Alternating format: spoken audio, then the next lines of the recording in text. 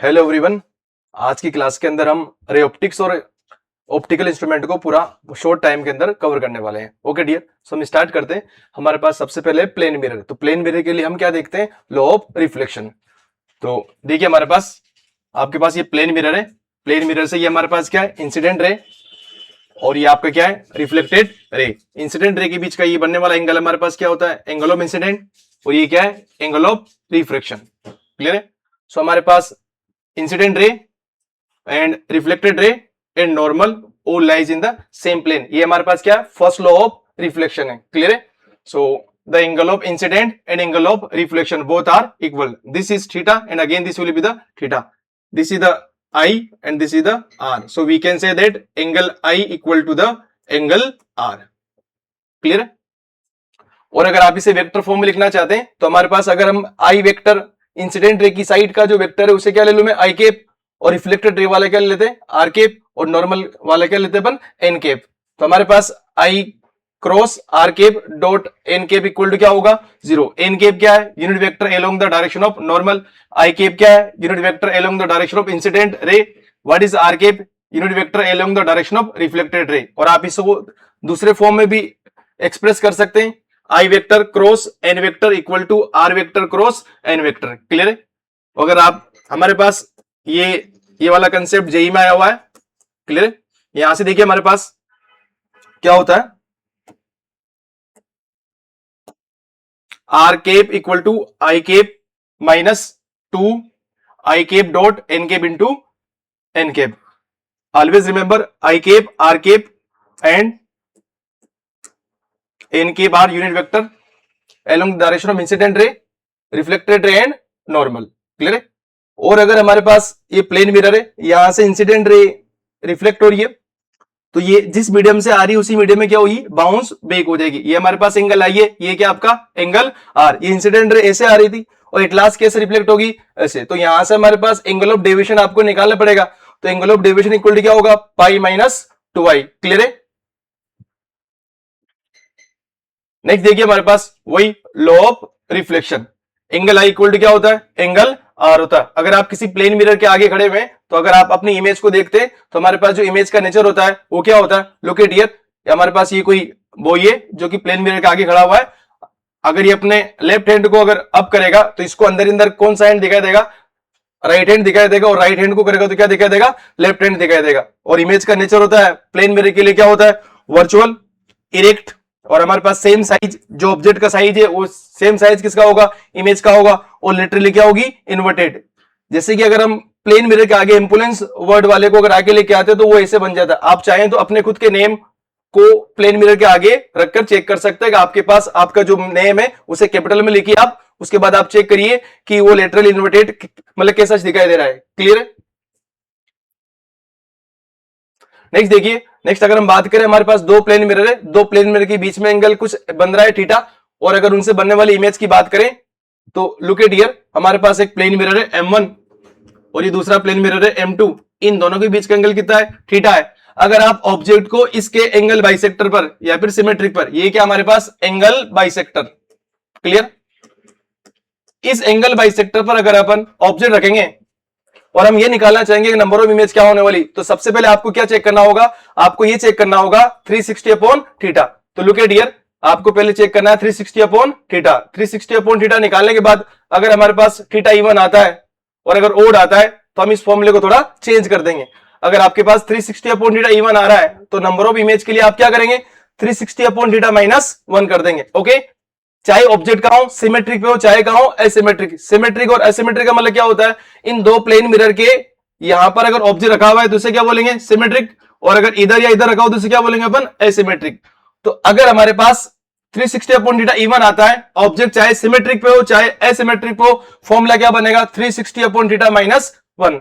और अगर आप 360 अपॉन थीटा निकालते हैं, अगर आंसर क्या आता है? ओड आता है, और ऑब्जेक्ट कहां रखा हुआ है? सिमेट्रिक पे रखा हुआ है, तो हमारे पास नंबर ऑफ इमेज क्या आएगी? 360 अपॉन थीटा माइनस 1 आएगी। और ऑब्जेक्ट कहां रखा हुआ है? एसिमेट्रिक पर, तो हमारे पास नंबर ऑफ इमेज क्या आएगी? 360 अपॉन थीटा निकाल लेंगे। क्लियर है? और अगर हमारे पास दो प्लेन मिरर है, दो प्लेन मिरर के बीच का एंगल कितना है? थीटा है। और अगर यहां से कोई इंसिडेंट हो रही है और आपसे पूछा जाता what is the net deviation, यहां से अगर रे आई, अगर मिरर नहीं होता तो रे किधर जाती, इधर जाती, लेकिन मिरर की वजह से, रिफ्लेक्शन की वजह से कहां चली गई, इधर चली गई। अगर ये वाला मिरर नहीं होता तो रे किधर जाती, इधर जाती, लेकिन मिरर की वजह से रिफ्लेक्शन की वापस कहां चलेगी, इधर। तो ये जो इंसिडेंट रे है ये टोटली कितना डिफ्लेक्ट हुई है। तो अगर आपको निकालना नेट डिफ्लेक्शन, तो नेट डिफ्लेक्शन ऑफ ए रे फॉर द टू मिरर, और दोनों मिरर के बीच का एंगल कितना है, थीटा है। तो हमारे पास फॉर्मूला होगा del net equal to del 1 plus del 2 equal to 360 minus 2 theta. इसी टाइप से क्वेश्चन आया हुआ है हमारे पास। अगर थीटा क्या होता है 75, अगर आप थीटा को 75 रखिए तो थीटा 75 हो जाएगा, तो क्या हो जाएगा 2 इंटू 75 कितना हो गया 150, और 360 माइनस 150 क्या हो जाएगा 210। और ये हमारे पास जेई का एक पीवाईक्यू है। क्लियर। नेक्स्ट देखिए, नेक्स्ट अगर हम ऑब्जेक्ट को रोटेट करते हैं या फिर हम किसको रोटेट करते हैं, मिरर को रोटेट करते हैं, तो हमारे पास इमेज पर क्या फर्क होने वाला है। क्लियर है। Always remember if object position rotate by theta और angular velocity omega, then image position will also rotate by the same theta और omega but in opposite direction. आप खुद प्लेन मिरर के आगे खड़े हुई और आप खुद रोटेट हुई, या तो थीटा एंगल से रोटेट होंगे, तो आपकी जो इमेज है वो भी थीटा एंगल से क्या होगी, रोटेट होगी, बट इन ऑपोजिट सेंस। और अगर आप प्लेन मिरर के आगे खड़े में हैं और हमारे पास क्या होने वाला है, अगर आप मिरर को रोटेट करते हैं, अगर मिरर रोटेट होता है बाय द एंगल थीटा और ओमेगा, तो हमारे पास इमेज पोजीशन है वो रोटेट होगी कितना 2 थीटा या फिर 2 ओमेगा, लेकिन डायरेक्शन क्या होने वाला है, सेम होने वाला है। ओके, सो नेक्स्ट कंसेप्ट अपन देखते हैं। अगर हमारे पास प्लेन मिरर है, आपके पास कोई प्लेन मिरर है, प्लेन मिरर के आगे आप खड़े हैं और आप ऑब्जेक्ट है, अगर आप प्लेन मिरर की तरफ मूव कर रहे हैं और plane mirror is also moving with the same velocity that is VM, और आपका जो इमेज है वो भी मूव होने वाला है, उसका क्या हो गया वी आई हो गया। तो अगर हम यहां से निकालने वाले हैं, हमारे पास velocity of image with respect to mirror equal to negative of velocity of object with respect to the mirror, और आप यहां से ये फॉर्मूला निकाल सकते हैं। कैसे निकालेंगे, देखिए हमने रिलेटिव वेलोसिटी वाले चैप्टर्स के अंदर पढ़ा होगा 11th क्लास के अंदर। अगर मैं बात करूं velocity of image with respect to the mirror, क्या लिखेंगे, velocity of image minus velocity of mirror equal to negative of velocity of object minus velocity of mirror, और आप यहां से वेलोसिटी ऑफ इमेज को सब्जेक्ट बनाएंगे तो you will get the velocity of image equal to 2 time velocity of mirror minus velocity of object. Clear. Next देखिए, next अगर हम बात करें स्फेरिकल मिरर की, तो अगर स्फेरिकल मिरर हमारे पास दो टाइप क्या होता है, एक होता है हमारे पास कॉनकेव मिरर और दूसरा होता है कॉन्वेक्स मिरर। तो उनके लिए आपको अगर रेडियस ऑफ कर्वेचर निकालना है, तो हमारे पास देखिए ये क्या बना हुआ है, ये एक प्लेन मिरर है हमारे पास, सॉरी ये हमारे पास क्या है कॉनकेव मिरर है, और कॉनकेव मिरर के लिए आपको निकालना है रेडियस ऑफ कर्वेचर। तो अगर हमारे पास किसी भी कॉनकेव मिरर के लिए आपके पास ये क्या है पैरेलल रे, तो कोई भी पैरेलल रे कैसे पास होती है, it will pass after the reflection through the focus point. और ये एंगल अगर थीटा है, थीटा एंगल क्या हो गया, एंगल ऑफ इंसिडेंट। किस किस के बीच में बनता है, नॉर्मल और हमारे इंसिडेंट रे के बीच का एंगल कितना हो गया, थीटा। और ये क्या है रिफ्लेक्टेड रे, इस रिफ्लेक्टेड रे और नॉर्मल के बीच का एंगल वापस क्या हो गया, थीटा हो गया। तो हमारे पास ये लॉ ऑफ रिफ्लेक्शन को क्या कर रहा है, फॉलो कर रहा है।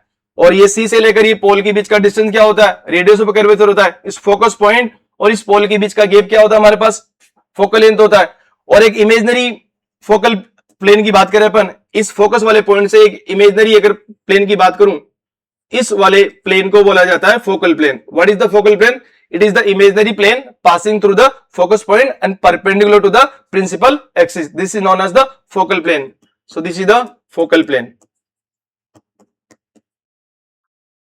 ओके, अगर हम बात करने वाले हैं रेडियस की, तो हमारे पास जो रेडियस आने वाला है एफ पी, वो क्या आएगा R minus R upon 2 sec theta आने वाला है। क्लियर। और अगर पैराक्सियल रेस की बात होगी, paraxial race in the sense हमारे पास थीटा क्या होगा, स्मॉल होगा। थीटा अगर वेरी वेरी स्मॉल है तो आप हमारे पास यहाँ सेक थीटा इक्वल टू क्या हो जाएगा 1 हो जाएगा। तो आप यहां से फोकल लेंथ का पॉइंट क्या निकालेंगे, एफ इक्वल टू क्या हो जाएगा आर अपॉन 2। ये क्या है रेडियस का आधा होता है, कौन हमारे पास फोकल लेंथ, या फिर आप बोल सकते हैं रेडियस इक्वल टू क्या होता है double of the focal length. Clear है।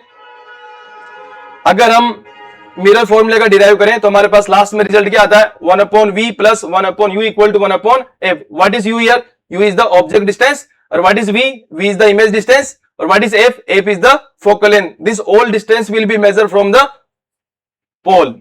क्लियर है। तो देखिए हमारे पास अगर ये ऑब्जेक्ट है, ये ऑब्जेक्ट कहां रखा हुआ है बियॉन्ड सी, बियॉन्ड सी पर ऑब्जेक्ट रखा हुआ है, तो इमेज कहां बनती है, इमेज बनती है बिटवीन सी एंड एफ। तो अगर आपके पास यहां से एक रे जा रही है, दिस रे is parallel to the principal axis, so it will pass through the focus, और हमारे पास एक और रे, ये रे किससे पास हो रही है, फोकस पॉइंट से, और रिफ्लेक्ट होने के बाद ये क्या हो जाएगी, पैरेलल बन जाएगी। और अगर हमारे पास अनदर रे, ये किससे पास हो रही है, सेंटर से, और अगर ये सेंटर से पास होगी तो ये वापस क्या होगी, बाउंस बैक हो जाएगी, रिट्रेस कर लेगी अपनी बात को। तो हमारे पास इमेज कहां बन रही है, इमेज बन रही है बिटवीन सी एंड एफ। और ये क्या है, पोल और ऑब्जेक्ट के बीच का डिस्टेंस क्या होता है, ऑब्जेक्ट डिस्टेंस, जिसे हम क्या बोलते हैं, यू बोलते हैं। और अगर हम बात करें इमेज और पोल के बीच का डिस्टेंस, उसे क्या बोलते हैं अपन, इमेज डिस्टेंस, जिसे आपने क्या बोला है, वी बोला है।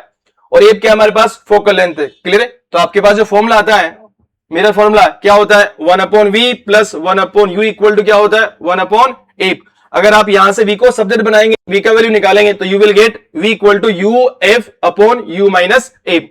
और अगर आप यहां से u निकालेंगे तो u का वैल्यू आने वाला है v F upon v minus F. अगर हम बात करें मैग्निफिकेशन की, तो अगर कोई भी ऑब्जेक्ट मिरर के आगे रखा हुआ है तो उसकी जो इमेज होती है उसकी साइज कम होती है या ज्यादा होती है, उसके लिए हमें क्या निकालना होता है, मैग्निफिकेशन। तो मैग्निफिकेशन के लिए हम बात करें ट्रांसफर मैग्निफिकेशन की, तो ट्रांसफर मैग्निफिकेशन इक्वल टू क्या होगा, ट्रांसवर्स मैग्निफिकेशन का मतलब होता है हमारे पास जो ऑब्जेक्ट है वो इस प्रिंसिपल एक्सिस के क्या रखा हुआ है, परपेंडिकुलर। ऑब्जेक्ट ऐसे रखा हुआ तो इमेज कैसे बनेगी, ऐसे बनेगी, इन्वर्टेड बन रही है। क्लियर है, रियल है और इन्वर्टेड है, रियल इमेज हमेशा क्या रहेगी, इन्वर्टेड रहेगी।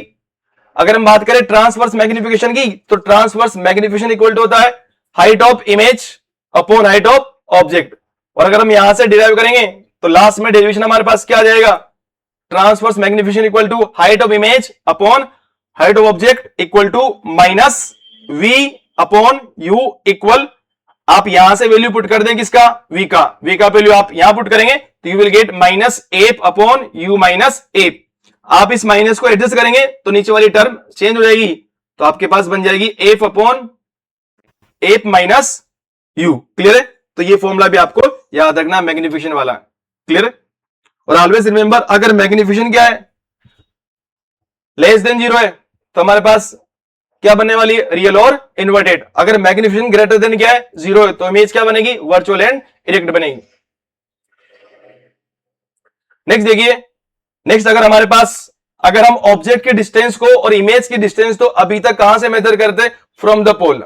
अगर हम ऑब्जेक्ट के डिस्टेंस को और इमेज के डिस्टेंस को पोल से मेजर ना करके कहां से करने वाले हैं, अगर फोकस पॉइंट से मेजर करने वाले हैं, तो हमारे पास एक फॉर्मूला बनता है जो कि न्यूटन ने दिया था। हमारे पास न्यूटन फॉर्मूला क्या होता है, न्यूटन फॉर्मूला होता है हमारे पास एफ इक्वल टू होता है एफ स्क्वायर इक्वल टू होता है x1 इंटू x2। इसका हम डेरिवेशन कैसे करते हैं, देखिए हमारे पास 1/f equal to 1/v plus 1/u, ये क्या है हमारे पास, मिरर फॉर्मूला जो कि हमने अभी पढ़ा हुआ है। यहां से देखिए हमारे पास ऑब्जेक्ट कहां रखा हुआ है, बियॉन्ड सी, इमेज कहां बनेगी, बिटवीन सी एंड ए बनने वाली है। अभी तक हम जो भी, ये डिस्टेंस क्या है, ऑब्जेक्ट डिस्टेंस, जो कि कहां से मेजर कर रहे हैं अपन, पोल से कर रहे हैं। और ये हमारे पास क्या है, इमेज डिस्टेंस, जो कहां से मेजर की जा रही है, पोल से की जा रही है। अब हम क्या करने वाले हैं, अब हम ऑब्जेक्ट के डिस्टेंस को मेजर करेंगे कहां से, फोकस से, और इमेज का डिस्टेंस भी कहां से मेजर करेंगे, फोकस से करेंगे। क्लियर है। तो आप देखिए हमारे पास ऑब्जेक्ट और ये फोकस के बीच का डिस्टेंस क्या मान लिया आपने, x1 मान लिया है। इमेज और फोकस के बीच का डिस्टेंस क्या मान लिया आपने, x2 मान लिया है। और अगर हम ऑब्जेक्ट डिस्टेंस की बात करें, u इक्वल टू क्या हो जाएगा हमारे पास, u इक्वल टू क्या हो जाएगा, x1 plus F, x1 plus F. और ऑब्जेक्ट डिस्टेंस हम क्या में लेंगे, नेगेटिव में लेंगे। क्लियर है। और इमेज डिस्टेंस हमारे पास क्या हो जाएगी, एफ प्लस x2, और इमेज डिस्टेंस भी क्या में लेंगे, माइनस, क्योंकि ये किधर बन रही है, इस साइड बन रही है। और ये कौन सा मिरर है हमारे पास, कॉनकेव मिरर है। और कॉनकेव मिरर की जो फोकल लेंथ क्या होती है, नेगेटिव होती है। तो हमारे पास एफ का वैल्यू भी क्या ले लेंगे आप, माइनस ले लेंगे। इन सारे पैरामीटर्स का, यू का, वी का और एफ का सारा वैल्यू अपन कहां रखेंगे, मिरर फॉर्मूला के अंदर। तो हमारे पास क्या वैल्यू निकल के आएगा, f square equal to x1 into x2 आने वाला है। क्लियर है। और अगर हम बात करें किसी भी मिरर की, स्पेरिकल मिरर के लिए अगर पावर ऑफ मिरर निकालना होगा आपको, तो power of mirror equal to क्या होता है, 1 फोकल लेंथ। क्लियर। नेक्स्ट देखिए, अगर नेक्स्ट हम बात करें रे डायग्राम की, किसके लिए, फॉर द कॉनकेव मिरर। तो आपने लोअर ग्रेड के अंदर 10th क्लास के अंदर भी ये पढ़ा होगा कि हमारे पास कॉनकेव मिरर के लिए हमारे पास 6 पोजीशन होती है ऑब्जेक्ट की, उसके अकॉर्डिंग हम इमेज बनाते हैं कहां पर, 6 पोजीशन के लिए। क्लियर है। तो हम बहुत शॉर्ट टाइम के लिए देखते हैं। अगर ऑब्जेक्ट कहां है, इन्फिनिटी पे, तो इमेज कहां बनेगी, फोकस पर। कैसी रहेगी, रियल और इन्वर्टेड। अगर ऑब्जेक्ट कहां है, बियॉन्ड सी, तो इमेज कहां बनेगी, बिटवीन सी एंड एफ, और क्या रहेगी, रियल और इन्वर्टेड रहेगी। अगर हमारे पास ऑब्जेक्ट कहां है, सेंटर पर है, तो इमेज भी क्या बनेगी, सेंटर पर। और जैसा ऑब्जेक्ट है वैसे क्या बनेगी, image, same size as the object.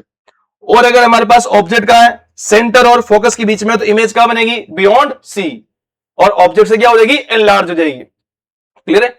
और अगर हमारे पास ऑब्जेक्ट कहां रखा हुआ है, फोकस पर रखा हुआ है, तो इमेज कहां बनेगी, इन्फिनिटी में बनने वाली है। फर्स्ट, सेकंड, थर्ड, फोर्थ और फिफ्थ, इन पांचों रे डायग्राम के लिए हमारे पास ऑब्जेक्ट का नेचर क्या होता है, जो रियल होता है, और हमारे पास इमेज क्या बनेगी, रियल और इन्वर्टेड बनेगी। क्लियर है। और अगर हम बात करें लास्ट वाले डायग्राम की, जहां पर हमारे पास ऑब्जेक्ट कहां रखा हुआ है, फोकस पॉइंट और एक और पोल के बीच में बना हुआ है, तो हमारे पास मिरर के अंदर इमेज बनने वाली है, और इसका नेचर क्या होगा, वर्चुअल और इरेक्ट। इमेज सीधी है।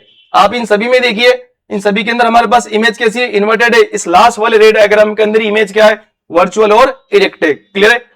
अब हम देखते हैं हमारे पास कॉन्वेक्स मिरर के लिए रे डायग्राम। आप देखिए हमारे पास क्या है, कॉन्वेक्स मिरर है, और ये सारी रे क्या है, parallel to the principal axis है। तो ये कहां आएगी, एट द फोकस। तो ये यहां से अंदर तो जा नहीं सकती, तो ये वापस ऐसे बाउंस बैक होगी। तो हमारे पास इमेज कहां बन रही है, फोकस पे बन रही है। कब, जब ऑब्जेक्ट कहां हो, इन्फिनिटी पर हो, तो हमारे पास इमेज बनने वाली है हाईली डिमिनाइज्ड, और पॉइंट साइज बनेगी वर्चुअल और इरेक्ट बनने वाली है। और अगर हमारे पास ऑब्जेक्ट का किसी फाइनल डिस्टेंस पर है, पोल और इस साइड रखा हुआ है, तो आपकी जो इमेज बनेगी वो कहां बनेगी, पोल और फोकस के लिए बनेगी, और इमेज का नेचर क्या होगा, वर्चुअल और इरेक्ट होने वाला है। क्लियर। आप याद रखिएगा, हमारे पास जो कॉन्वेक्स मिरर का जो यूज होता है वो क्या होता है, ऑलवेज क्रिएट एन इरेक्ट और अपराइट इमेज बनाता है हमारे पास, और इसका जो कर्वेचर होता है वो आउटवर्ड होता है, to provide a wider field view. और इसका जो यूज होता है for the rear view mirror. आप कार या बाइक के अंदर हमारे पास जो साइड मिरर होता है वो कौन सा वाला मिरर होता है, कॉन्वेक्स मिरर। आपको एक सिंपल सा पॉइंट याद रखना है, अगर आपको आपकी सेल्फ इमेज देखनी है सेम साइज की जैसे आप है, तो आपको कौन सा मिरर यूज करना पड़ेगा, प्लेन मिरर यूज करना पड़ेगा।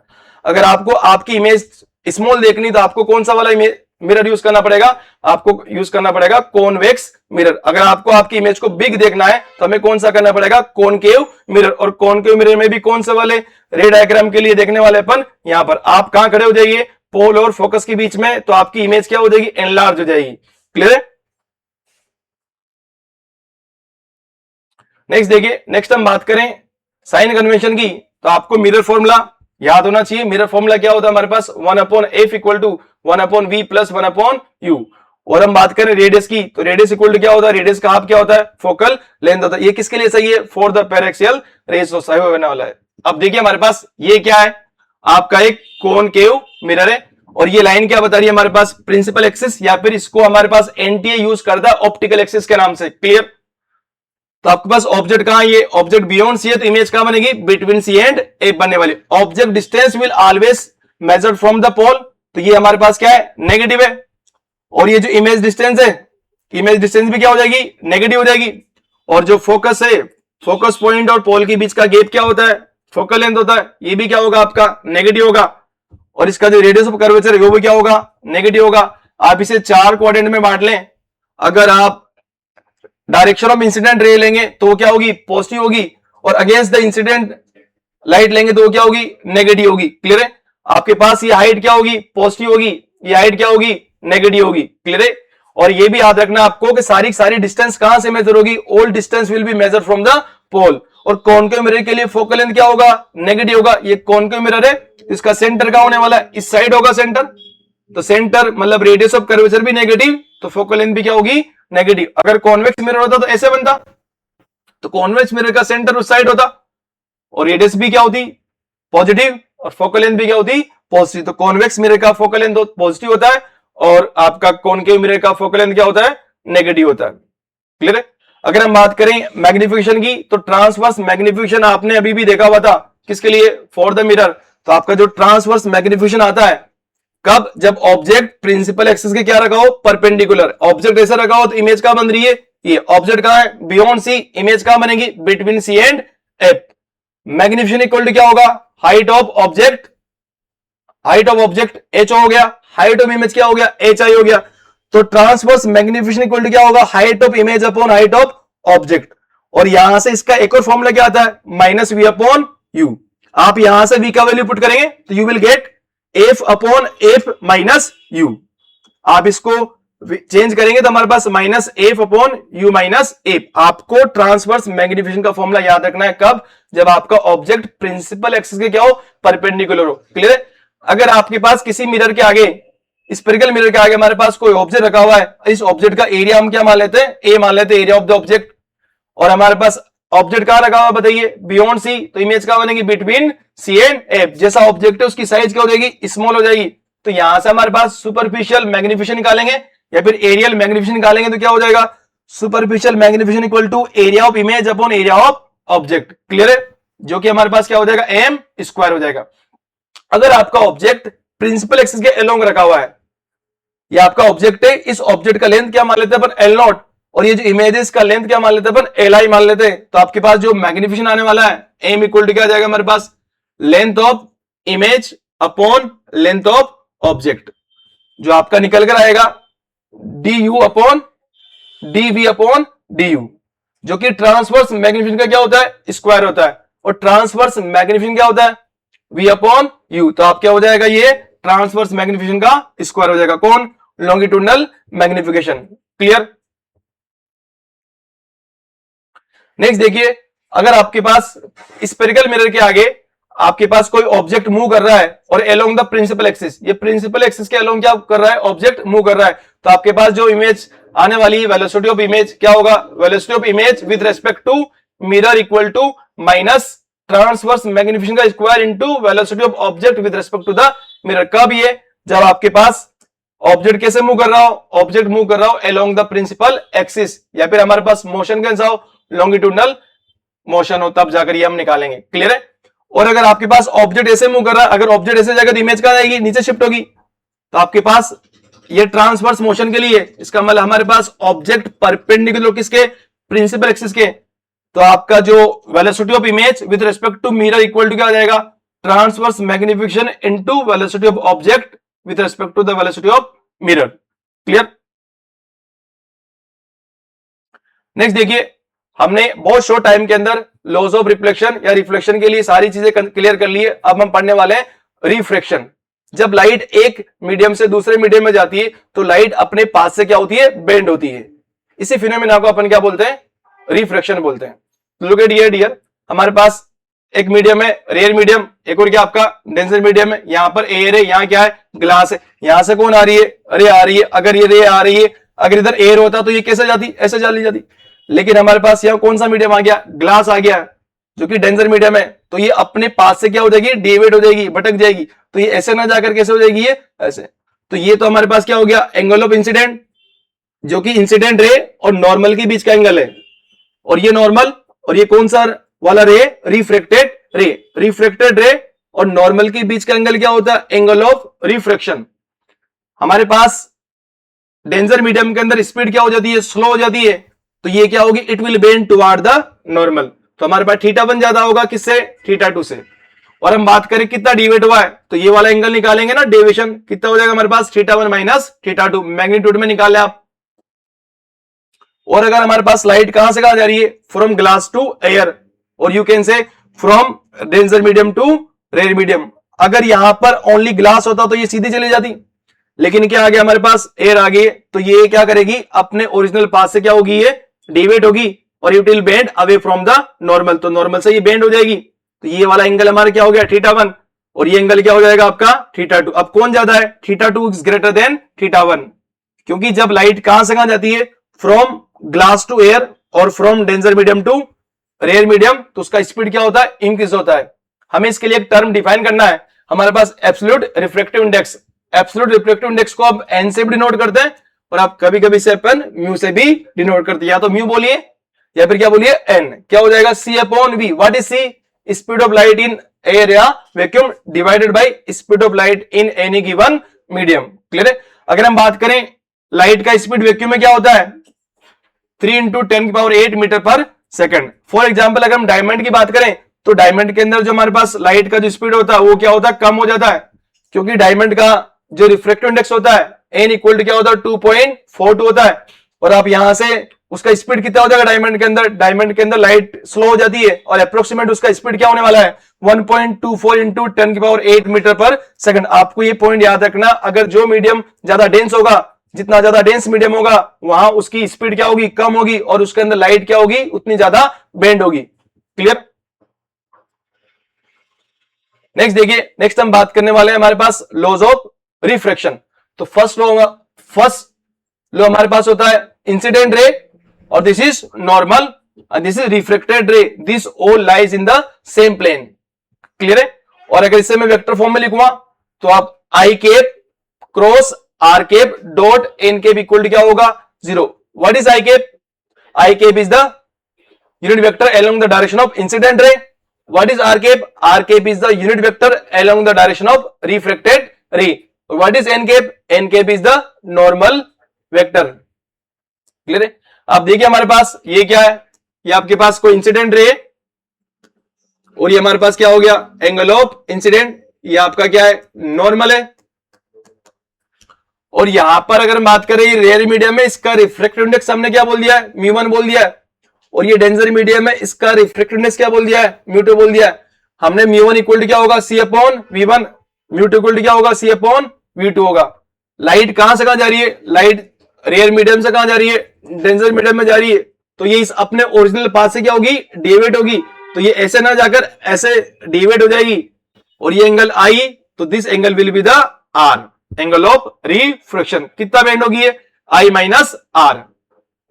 अगर हम यहां बात करें इस रेयर वाले मीडियम के अंदर वेलोसिटी होगा, वेलोसिटी इक्वल टू क्या होता है, फ्रीक्वेंसी इंटू वेवलेंथ।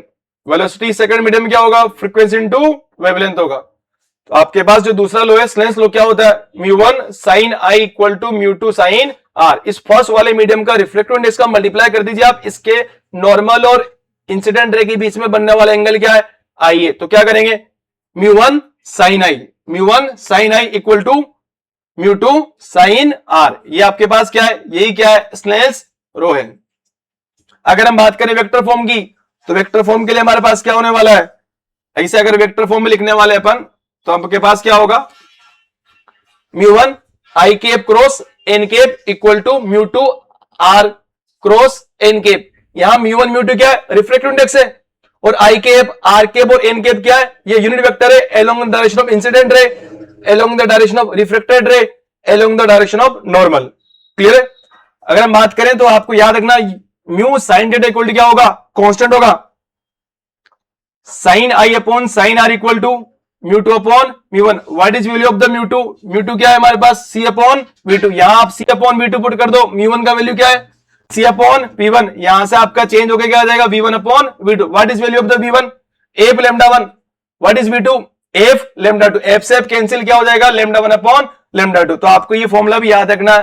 क्लियर है, ये पूरा पूरा आपको पता होना चाहिए। क्लियर। नेक्स्ट देखिए, अगर हमारे पास ऊपर एयर है और यहां अलग अलग मीडियम रखा हुआ है, इसका रिफ्रैक्टिव कितना है, n1 है, और सेकंड वाले का n2 है, इसका आपने n3 लिया है, इसका क्या लिया है, n4 लिया है, और वापस क्या हो गई है, एयर आ गई। तो आपने यहां से लाइट को इंसिडेंट कराया, और ये रेयर मीडियम, ये क्या मान लो डेंसर मीडियम, तो बेंड होगी। बेंड होते होते लास्ट में हमारे पास अगर ऊपर वाला मीडियम जहां से आप लाइट को इंसिडेंट करवा रहे हैं, और लास्ट में जहां से लाइट इमर्ज हो रही है, अगर दोनों क्या है, सेम मीडियम है, तो ये वाली लाइट और लास्ट में इमर्जेंट होने वाली लाइट दोनों क्या हो जाएगी, पैरेलल। और इस वाले गैप को आप क्या बोलते हैं, लेटरल डिस्प्लेसमेंट बोलते हैं। क्लियर है। आप यहां स्लेंस लो लगा दीजिए। स्लेंस लो हमारे पास क्या होता है, स्लेंस लो आपके पास होता है refractive index into sine of the जो भी एंगल बन रहा है। तो ऊपर देखिए आप, रिफ्रैक्टिव इंडेक्स कितना है, एन है, और एन क्या है, 1 है। तो 1 into sine I equal to, आप इसके लिए लगाइए, इसके लिए रिफ्रैक्टिव इंडेक्स कितना है, n1, एंगल कितना ये, θ1, तो n1 साइन θ1। आप यहां पर लगाइए n2 के लिए, क्या हो जाएगा, n2 साइन θ2। आप नेक्स्ट इसी को इक्वल में करते जाइए, n3 का क्या बनेगा, n3 साइन θ3। नेक्स्ट आपका इसका क्या हो जाएगा, n4 साइन θ4। अगर हम यहां बात करें तो यहां क्या हो जाएगा, यहां हो जाएगा हमारे पास, यहां एंगल कितना है, E है, और रिफ्रैक्टिव कितना है, 1 है। तो क्या हो जाएगा, 1 इंटू साइन ई। ऐसे करके अपन अप्लाई कर सकते हैं। तो आपको याद रखना है हमारे पास कैसे हम निकाल रहे हैं। देखिए आपके पास एक ग्लास स्लैब दिखाई दे रहा है आपको, देखिए आपके पास एक ग्लास स्लैब है, ऊपर क्या हमारे पास एयर, ये क्या आपका ग्लास। अगर अकेली एयर होती तो ये जो लाइट कैसे जाती, बिना बेंड हुए आगे चली जाती, लेकिन हमारे पास ये कौन सा मीडियम है, ये आपका रेयर मीडियम है। ये कौन सा मीडियम है, डेंजर मीडियम है। तो लाइट रेयर मीडियम से जब डेंजर मीडियम में जाती है तो क्या होती है, it will bend toward the normal. तो ये लाइट ऐसे ना जाकर ऐसे बेंड हो जाएगी, तो ये एंगल क्या हो गया, एंगल ऑफ इंसिडेंट। ये क्या हो जाएगा हमारे पास, एंगल ऑफ रिफ्रैक्शन हो जाएगा। क्लियर है। और वापस ये तो क्या है, इंसिडेंट रहे, ये क्या हमारी रिफ्लेक्टेड रहे, लास्ट में यहां से इमर्ज होगी, इसे क्या बोल सकते हैं अपन, इमर्जेंट रे बोल सकते हैं। क्लियर है। इसे आप क्या नाम देते हैं, इमर्जेंट रे। या फिर आप बोल सकते हैं इस वाले इंटरफेस के लिए ये इंसिडेंट और ये रिफ्लेक्टेड, इस वाले इंटरफेस के लिए ये इंसिडेंट और ये रिफ्लेक्टेड। और ये जो इंसिडेंट रे को आप आगे एक्सटेंड करेंगे और लास्ट में इमर्जेंट रे के बीच का गैप क्या कहलाता है हमारे पास, लेटरल डिस्प्लेसमेंट। क्या कहलाता है, लेटरल डिस्प्लेसमेंट। अगर हम बात करें नो बेंडिंग, तो देखिए हमारे पास अगर किसी भी लाइट को आप नॉर्मल इंसिडेंट करवा रहे हैं तो अगर एंगल आई बराबर 0 है तो एंगल आर भी क्या होगा, 0। कितना डिफ्लेक्ट हुआ, 0। अगर हमारे पास दो अलग अलग रिफ्लेक्टिव इंडेक्स दे रखे हैं N1 और N2 और लाइट को आप ऐसे इंसिडेंट करवा रहे हैं नॉर्मली, तब भी लाइट बेंड नहीं होगी। आप यहां से गिराइए तो ऐसे निकल जाएगी। क्लियर। अगर मैं कोई रे लूं फॉर एग्जाम्पल बेटा, अगर हमारे पास यहां से कोई लाइट आ रही है तो ये लाइट बिना बेंड हुए निकल जाएगी नॉर्मल इंसिडेंट कराने पर। नेक्स्ट देखिए, नेक्स्ट हम बात करने वाले हैं रिफ्रेक्शन के लिए फॉर द प्लेन सरफेस। आपके पास मान लीजिए हमारे पास कोई वाटर का कोई कंटेनर वगैरह है, इसके अंदर एक कोइन रखा हुआ है। क्लियर है। ये कोइन हमारे पास थोड़ा बहुत कहां शिफ्ट दिखाई देगा, आपको ऊपर दिखाई देगा। तो ये कितना शिफ्ट हो रहा है, एक्स शिफ्ट हो रहा है। और जो आपके पास रियल डेप्थ क्या थी इसकी, डी थी। और हमें कुछ एपरेंट डेप्थ दिखाया था, उसका फॉर्मूला क्या होता है, डी डैश। डी डैश क्या है, एपरेंट डेप्थ इक्वल टू क्या होगा, डी। डी क्या है, real depth, N2 upon N1। N2 क्या है, जहां ऑब्जर्वर है। N1 क्या है, जहां हमारे पास ऑब्जेक्ट रखा हुआ है। अगर ऑब्जर्वर कहां है, N2 में, और N1 कहां है, मीडियम में। अगर हमारे पास ऑब्जर्वर एयर में होता तो N2 इक्वल टू क्या करते हैं अपन, 1 करते हैं। और हमारे पास ऑब्जेक्ट कहां होता, वाटर में। अगर ये वाटर है तो हमारे पास यहां क्या कर देंगे अपन, NW, refractive index of the water. So D dash equal to क्या हो जाएगा, डी। N2 की जगह 1 पुट करिए आप और N1 की जगह NW, तो हमारे पास फॉर्मूला क्या बन जाएगा, D dash equal to D upon refractive index of the water. Clear. Next हम बात करें नॉर्मल शिफ्ट की। आपके पास ये ऑब्जेक्ट है, ये ऑब्जेक्ट कितना शिफ्ट होगा, अगर आपके पास ये कोई ग्लास स्लैब है टी थिकनेस वाली, तो जो हमारे पास डेल्टा एस इक्वल टू क्या होगा, T thickness of this slab bracket 1 minus 1 upon N. N क्या है, इसका रिफ्रैक्टिव इंडेक्स है। क्लियर है। सराउंडिंग का रिफ्लेक्टिव इंडेक्स अगर मैं एन एस मान लूं, सराउंडिंग में अभी क्या है, एयर है, और ये क्या है हमारे पास, ग्लास। तो आप इसका एक और फॉर्मूला निकाल सकते हैं, डेल्टा एस इक्वल टू क्या होगा, T bracket 1 minus refractive index of surrounding upon refractive index of the glass. Okay. So अगर हम बात करें, आपने अभी भी देखा था, ये देखिए, इसके लिए अगर हमें लेटरल शिफ्ट का फॉर्मूला निकालना है, किसके लिए, फॉर द ग्लास स्लैब, तो देखो क्या होने वाला है, lateral shift X equal to क्या होगा, ये वो सेम ही है, T into sine I minus R upon cos R. ये फॉर्मूला भी आपको याद रखना। आपको ग्लास स्लैब के लिए कितना शिफ्ट होता है, इस एक्स का फॉर्मूला याद रखना है। नॉर्मल कितना शिफ्ट होता है ये आपको याद रखना है। और हमारे पास जो एपरेंट डेप्थ होती है, डी डैश इक्वल टू क्या होता है, D N2 upon N1। Always remember N2 में ऑब्जर्वर है और N1 में क्या है, ऑब्जेक्ट है। क्लियर। नेक्स्ट देखिए, नेक्स्ट हम देखने वाले T I R. T I R क्या है, total internal reflection. Total internal reflection क्या होता है, जब भी लाइट हमारे पास डेंजर मीडियम से कहां जाती है, रेयर मीडियम में जाती है, और अगर हमारे पास कंडीशन है कि हम लाइट को जब इंसिडेंट करवा रहे हैं तो क्या करवा रहे हैं, क्रिटिकल एंगल से करवा रहे हैं। क्रिटिकल एंगल से अगर लाइट को इंसिडेंट कराएंगे तो हमारे पास एंगल ऑफ रिफ्रेक्शन क्या होगा, 90 होगा। और अगर क्रिटिकल एंगल से ज्यादा आपने अगर लाइट को इंसिडेंट करवाया from denser medium to rare medium, तो लाइट वापस उसी मीडियम में बाउंस बैक आ जाएगी। क्लियर है। सो लुक एट हियर, हमारे पास ये क्या है, कोई ऑब्जेक्ट वगैरह है, यहां से कोई रे वगैरह ऐसे जा रही है, ये फर्स्ट रे से जा रही है। ये हमारे पास कौन सा मीडियम है, ये आपका डेंजर मीडियम है। ये कौन सा मीडियम है, रेयर मीडियम है। डेंजर मीडियम से जब रेयर मीडियम में जाती है तो लाइट नॉर्मल से क्या होती है, अवे बेंड होती है। क्लियर है। और अगर हम बात करें ये R1, ये क्या हो गया आपका, ये सॉरी ये क्या है I1 है, और ये क्या होगा हमारा R1 होगा। अगर ये हमारे पास क्या है I2 है, I2 क्या हो क्रिटिकल एंगल हो, तो अगर I2 क्रिटिकल एंगल है तो ये हमारे पास एंगल ऑफ रिफ्रैक्शन क्या होगा 90 होगा, और ये रे नंबर 2 है। और अगर हमारे पास एंगल ऑफ इंसिडेंट क्या हो क्रिटिकल एंगल से क्या हो ज्यादा हो, that means I3 is greater than the critical angle. So light क्या करेगी, लॉस ऑफ रिफ्लेक्शन को फॉलो करेगी। एंगल I3 इक्वल क्या हो जाएगा I3 इक्वल क्या हो जाएगा R3 हो जाएगा। ये क्या है लॉस ऑफ रिफ्लेक्शन, ये हमारे पास नॉर्मल है, और ये इंसिडेंट है, ये क्या है एंगल ऑफ इंसिडेंट, ये क्या होगा एंगल ऑफ रिफ्लेक्शन होगा, ये रिफ्लेक्टेड रहे, लॉ ऑफ रिफ्लेक्शन फॉलो हो रहा है कब, जब हमारे पास एंगल ऑफ इंसिडेंट क्या हो ग्रेटर देन क्या हो क्रिटिकल एंगल हो। क्लियर। तो आपके पास कंडीशन क्या है, light must travel from denser medium to rare medium, और angle of incident is greater than the critical angle. आप इस सेकंड वाली रे के लिए क्या लगा दीजिए, आप लॉ ऑफ रिफ्लेक्शन लगा दीजिए, लॉ ऑफ रिफ्लेक्शन लगा दीजिए, स्क्लेंस लॉ अप्लाई करिए। Reflective index of the denser medium mu D into इसका एंगल कितना है थीटा सी, तो mu D into sine theta C equal to rare medium का रिफ्लेक्टिव इंडेक्स क्या माना है म्यू आर, और एंगल कितना है एंगल ऑफ रिफ्लेक्शन 90 है, तो म्यू आर साइन 90, साइन 90 की वैल्यू 1 हो जाएगा हमारे पास। और आप यहां से साइन थीटा सी इक्वल क्या हो जाएगा mu R upon D, sine theta C equal क्या हो जाएगा mu R upon mu D. ये रेयर मीडियम का क्या है रिफ्लेक्टिव इंडेक्स, ये किसका है डेंसर मीडियम का, यहां से थीटा सी निकालेंगे तो sine inverse mu R upon mu D. तो आपको टी आर का कंडीशन भी याद रखना है, ये भी बहुत इंपॉर्टेंट है।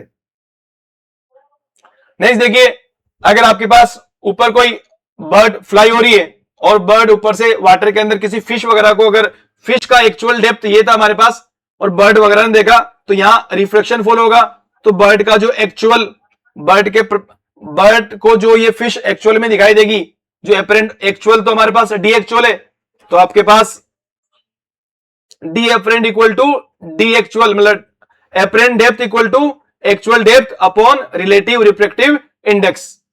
और अगर नीचे से फिश किसी बर्ड वगैरह को देख रही है, बर्ड का एक्चुअल डेप्थ ये था, तो बर्ड थोड़ा ऊपर दिखाई देगी, उसका एपरेंट हमें क्या होगा थोड़ा ऊपर, तो आपके पास एपरेंट डेप्थ ऐसे हाइट बोल सकते हैं आप, है ना, डी एपरेंट इक्वल टू क्या होगा D actual into mu relative होने वाला है। क्लियर है।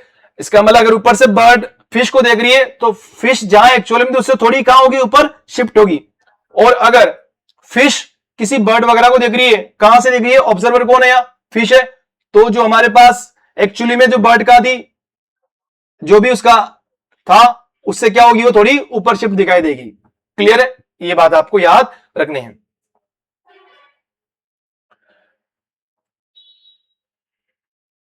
नेक्स्ट देखिए, आपके पास ये कोई सोर्स है पॉइंट सोर्स, या फिर कोई आप बल्ब मान लीजिए जिसका पावर दिया हुआ है क्या है P वाट पावर इसका दिया हुआ है, और यहां से अगर कोई रे अगर ऐसे आती है तो ये रे कैसे हो रही है नॉर्मल इंसिडेंट, ये रे बेंड नहीं होगी। अगर ये रे ऐसे जा रही है तो कहां से जा रही है from denser medium to rare medium, it will bend away from the normal. और अगर ये रे यहां से क्रिटिकल एंगल से गिर रही है तो इसका लॉस ऑफ रिफ्लेक्शन से ये हमारा एंगल कितना हो जाएगा 90 हो जाएगा। क्लियर है। और ये वाला एंगल क्या होगा हमारे पास थीटा सी बोलो, या फिर इसे क्या बोल दो आप आई सी क्या है क्रिटिकल एंगल है। क्लियर है। वापस सेम, अगर ये आपके पास रे जा रही है तो रे जा रही कहां से from denser medium to rare medium, it will bend away from the normal. अगर लाइट डेंसर मीडियम से रेयर मीडियम जाती है क्रिटिकल एंगल से जाती है तो ये इसका एंगल ऑफ रिफ्लेक्शन क्या होता हो जाएगा 90 हो जाएगा। तो यहां पर हमारे पास कोई लाइट का सोर्स है जिसका पावर पी दिया हुआ है, तो यहां से लाइट ऐसे जा रही है। क्लियर है। ये वाला जो पेज है सर्कुलर पेज, इस सर्कुलर पेज पे सिर्फ क्या होगा लाइट शो होगी, यहां क्या होगा डार्क होगा। इस सर्कुलर पेज का अगर रेडियस क्या मान लू मैं आर मान लू, और ये हमारे पास जो बल्ब रखा हुआ है वो कितना हाइट नीचे एच हाइट नीचे, तो अगर इसका रेडियस अगर आर है तो आपके पास एरिया क्या होगा पाई आर स्क्वायर होगा। आपको यहां से हम क्रिटिकल एंगल वाली कंडीशन निकाल सकते हैं, साइन आईसी इक्वल क्या होता है 1 म्यू होता है, आईसी इक्वल क्या होगा साइन इनवर्स 1 म्यू होगा। क्लियर। तो अब यहां से अगर इसके अंदर ट्राइंगल में टेन थीटा सी लगाइए आप, है ना, या फिर टेन आई सी लगाइए, क्या होएगा, परपेंडिकुलर अपॉन बेस। बेस क्या है हमारे पास, हाइट, बेस क्या है आपका एच है, बेस क्या है हाइट है, और हमारे पास परपेंडिकुलर क्या है रेडियस है। तो टेन आई सी इक्वल क्या होगा, R upon H, this is the I C, R upon H. So tan I C equal to R upon H, यहां से आर क्या बनेगा, R equal to H tan I C. आप यहां से sine I C equal to one upon mu है। आप 10th class का सिंपल सा कंसेप्ट यूज करके साइन का अगर वैल्यू दिया हुआ है तो हम टेन का वैल्यू निकाल सकते हैं, ट्रिग्नोमेट्री का यूज करते हैं। तो यहां से आप निकाले होंगे, तो यहां से tan I C equal to बनेगा one upon root mu square minus one. आप इस टेन आई सी का वैल्यू कहां पुट कर दीजिए, आर के अंदर पुट कर दीजिए। What is the R, R equal to क्या हो गया हमारे पास, H into tan I C. Tan I C क्या है, one upon root mu square minus one. Clear है। अगर आपको एरिया निकालना तो एरिया इक्वल टू क्या होगा, पाई आर स्क्वायर। आप यहां से आर स्क्वायर कर दीजिए तो क्या हो जाएगा, आपके पास क्या बन जाएगा पूरा पूरा, देखिए pi into R square, H square upon इसका स्क्वायर कर दो, रूट गायब हो जाएगा, क्या कर देंगे म्यू स्क्वायर माइनस वन कर देंगे। क्लियर है। और अगर हम बात करें इस बल्ब का जो पावर था, उस पावर में से कितना पावर एस्केप हो रहा है, कितना पावर उधर जा रहा है। क्लियर है। उसके लिए क्या निकालेंगे, पावर एस्केपिंग बराबर power of this source P watt upon 4 pi into 2 pi 1 minus cos I C. I C क्या है, क्रिटिकल एंगल है, ये आप मेरे पास सॉलिड एंगल है ना, 2 pi 1 minus cos I C. Clear है, ये भी आपको याद रखना है। नेक्स्ट देखिए हमारे पास टी आई आर के रूल्स क्या होता है, एक ऑप्टिकल फाइबर होता है, आपके पास एक लाइट पाइप होता है, उसके अंदर हमारे पास कोर का रिफ्रैक्टिव इंडेक्स ज्यादा होता है, किससे, क्लेडिंग से।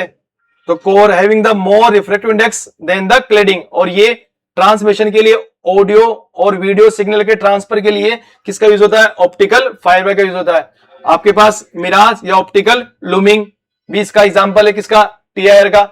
जो हमारा डायमंड ब्रिलियंस होता है, डायमंड को इस तरीके से कट किया जाता है कि डायमंड की फेस इस तरीके से कट की जाती है कि उसकी सारी की सारी एक बार लाइट अगर एंटर कर दे तो अंदर अंदर क्या होता रहे, मल्टीपल रिफ्लेक्शन होता रहे। तो आपको याद रखना है कि हमारे पास टीआईआर का जो क्या क्या यूज है, ऑप्टिकल फाइबर, मिराज, और एक और आप ऑप्टिकल लूमिंग, या फिर हमारे पास जो डायमंड का जो ब्रिलियंस होता है वो भी किसकी वजह से होता है, ड्यू टू द टीआईआर।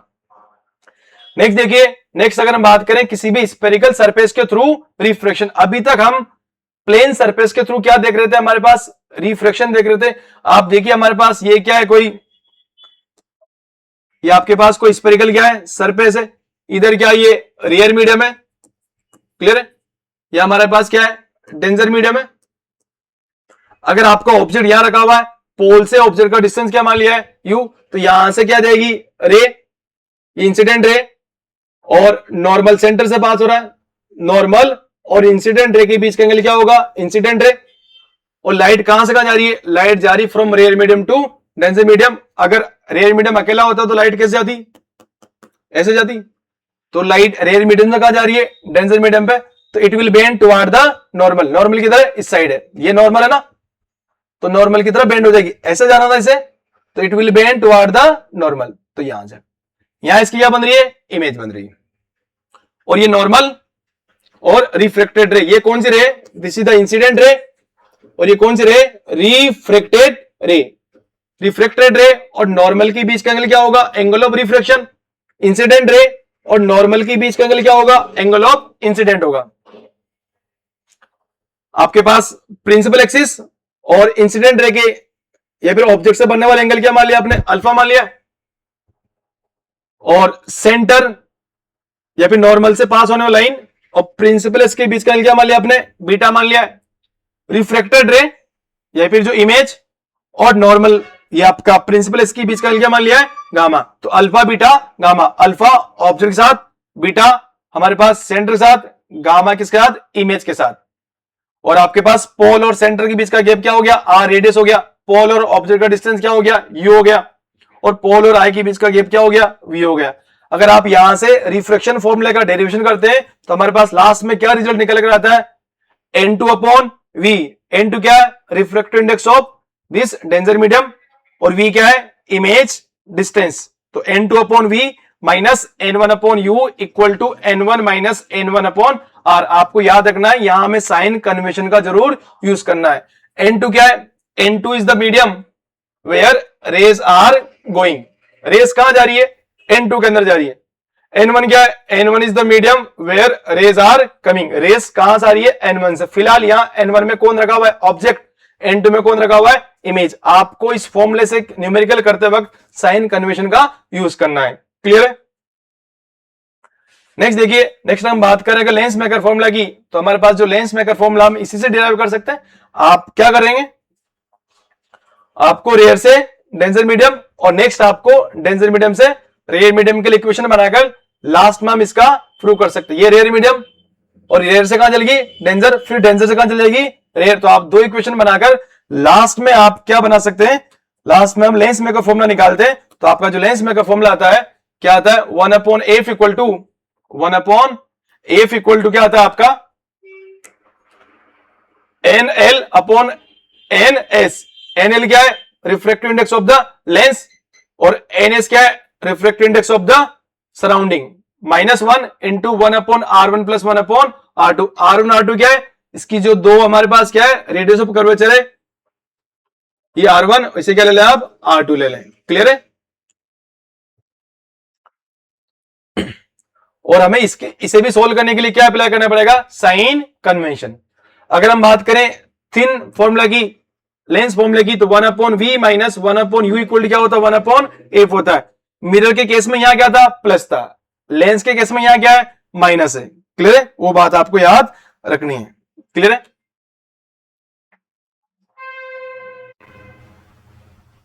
तो ये फॉर्मूला भी आपको याद रखना, क्या होता है, 1 upon V minus 1 upon U equal क्या होगा, 1 अपॉन एफ। कन्वर्जिंग लेंस, इसका मतलब कॉन्वेक्स लेंस के लिए फोकल लेंथ क्या होगी, पॉजिटिव होगी, और डाइवर्जिंग लेंस उसके लिए फोकल लेंथ क्या होगी, नेगेटिव होगी। आप देखिए, अगर हमारे पास कॉन्वेक्स लेंस या कन्वर्जिंग लेंस है, इस कन्वर्जिंग लेंस के लिए अगर रेस क्या हो रही है, पैरेलल आ रही है, तो रेस कहां होगी, इसके फोकस पर ये कन्वर्ज हो जाएगी। क्लियर है। और अगर हमारे पास कॉनकेव लेंस के लिए अगर रेस पैरेलल आ रही है, तो ये क्या होगी, डाइवर्ज होगी। इस वाले को क्या बोलते हैं अपन, प्रिंसिपल एक्सिस या ऑप्टिकल एक्सिस। ये क्या हमारे पास ऑप्टिकल सेंटर, इसके दो फोकस होते हैं, F1 और ये क्या हो गया आपका F2 हो गया है। क्लियर। नेक्स्ट देखिए, अगर हम बात करें रे डायग्राम की, किसके लिए, फॉर द कॉन्वेक्स लेंस। जिस टाइप से हमारे पास कॉनकेव मिरर के लिए आपने क्या बनाए थे, रे डायग्राम, वैसे हम किसके लिए बनाने वाले, कॉन्वेक्स लेंस के लिए। जो कॉनकेव मिरर का बिहेवियर था रे डायग्राम के लिए, वो सेम टू सेम रिजेंबल करता है किससे, कॉन्वेक्स लेंस के साथ। तो देखिए, अगर ऑब्जेक्ट का हो इन्फिनिटी पर हो, तो इमेज का बनेगी, फोकस पर बनेगी, और उसका नेचर होगा रियल होगी, इन्वर्टेड होगी, और क्या होगी, हाईली डिमिनाइज होगी। ऑब्जेक्ट का है बियॉन्ड 2F1 है, तो आपके पास इमेज का बनेगी बिटवीन F2 एंड 2F2 बनने वाली है, कि इसके दो फोकस होते हैं, और रियल होगी, इन्वर्टेड और डिमिनाइज होगी as compare to the object. Inverted है और ऑब्जेक्ट से थोड़ी छोटी है। अगर हमारे पास ऑब्जेक्ट का रखा हुआ है 2F1 पर, तो इमेज का बनेगी 2F2 पर बनेगी, और ऑब्जेक्ट और इमेज का साइज क्या होगा, सेम होगा। ऑब्जेक्ट का इमेज का नेचर क्या होगा, रियल, इन्वर्टेड और सेम साइज होगा। अगर आपको ऑब्जेक्ट का रखा हुआ है F1 और 2F1 के बीच में रखा हुआ है, तो इमेज क्या बनेगी, बियॉन्ड 2F2 बनेगी, और जैसा ऑब्जेक्ट है उस ऑब्जेक्ट से इमेज क्या हो जाएगी, थोड़ी मैग्नीफाई हो जाएगी, रियल, इन्वर्टेड और मैग्नीफाई इमेज बनेगी। और अगर हमारे पास ऑब्जेक्ट का रखा हुआ है फोकस पर रखा F1 पर, तो इमेज क्या बनेगी, इन्फिनिटी पर बनेगी, और रियल होगी, इन्वर्टेड होगी, और हाईली मैग्नीफाइड होगी।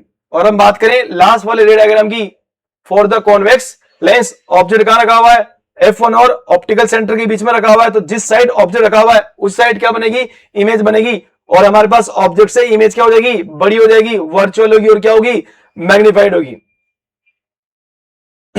अगर हम बात करें मैग्निफिकेशन की, transverse magnification for the lens, तो लेंस के लिए हमारे पास ट्रांसवर्स मैग्निफिकेशन जो निकल कर आता है, उसका जो फॉर्मूला होता है, ट्रांसवर्स मैग्निफिकेशन इक्वल टू होता है height of image upon height of object equal to V upon U। What is V, image distance, what is U, object distance.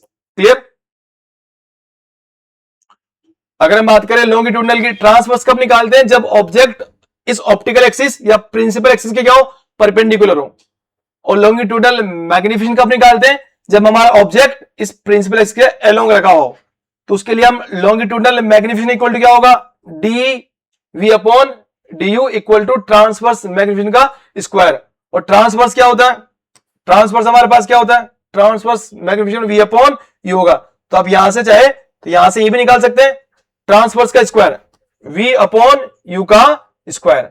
और आप चाहे तो इस ट्रांसवर्स मैग्निफिकेशन की अलग अलग वैल्यू पुट करके भी निकाल सकते हैं। क्लियर। नेक्स्ट देखिए, अगर हमारे पास ऑब्जेक्ट है जो किसी भी लेंस के लिए प्रिंसिपल एक्सिस के परपेंडिकुलर मूव कर रहा है, तो velocity of the image equal to transverse magnification into velocity of the object. कब, जब आपका ऑब्जेक्ट क्या हो, परपेंडिकुलर मूव कर रहा हो, किसके, प्रिंसिपल एक्सिस या ऑप्टिकल एक्सिस के। आप यहां से निकालो velocity of image equal to transverse magnification का वैल्यू क्या होता है, वी अपॉन यू इनटू क्या हो जाएगा, V naught. V image distance है, यू क्या हमारे पास ऑब्जेक्ट डिस्टेंस है, वी आई क्या है, velocity of image, V O क्या है, वेलोसिटी ऑफ ऑब्जेक्ट। अगर ऑब्जेक्ट प्रिंसिपल एक्सिस के अलोंग मूव कर रहा है तो velocity of image equal to transverse magnification का square into velocity of image. और ट्रांसवर्स मैग्निफिकेशन स्क्वायर क्या होता है, लॉन्गिट्यूडनल मैग्निफिकेशन। आप यहां से चाहें तो ट्रांसवर्स मैग्निफिकेशन का वैल्यू रख के इसका स्क्वायर करिए, तो वी अपॉन यू का स्क्वायर। तो क्या बनेगा, velocity of image equal to V upon U square into V O. V I क्या है, वेलोसिटी ऑफ इमेज, वी क्या है ऑब्जेक्ट, सो वी क्या है इमेज डिस्टेंस, यू क्या है ऑब्जेक्ट डिस्टेंस, वी ओ क्या है वेलोसिटी ऑफ ऑब्जेक्ट। तो आपको ये दोनों फॉर्मूले भी याद रखने, कब, जब हमारे पास ऑब्जेक्ट क्या हो, ऑब्जेक्ट मूव कर रहा हो परपेंडिकुलर टू प्रिंसिपल एक्सिस, उसके लिए फॉर्मूला क्या है, V I equal to M T into V not.